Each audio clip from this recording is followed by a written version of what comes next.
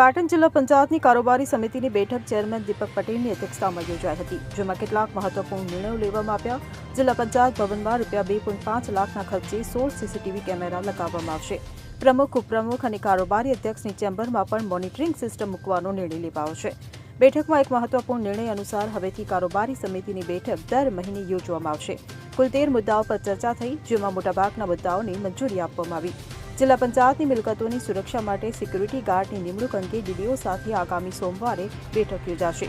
તો જિલ્લાના સરસ્વતી તાલુકાના કાંસા પીએચસીને સામૂહિક આરોગ્ય કેન્દ્રમાં અપગ્રેડ કરવામાં આવ્યું છે અને તેને મોટા રાયતા ખાતે સ્થળાંતરિત કરવાની મંજૂરી આપવામાં આવી છે.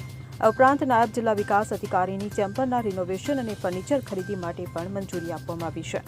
CN24 news. હવે જુઓ દેશ દુનિયાની તમામ ખબરો તમારી આંગળીના ટેરવે. ઉઠાવો મોબાઈલ અને ગૂગલ પ્લે સ્ટોર પરથી ડાઉનલોડ કરો અમારી CN24 ન્યૂઝ મોબાઈલ એપ.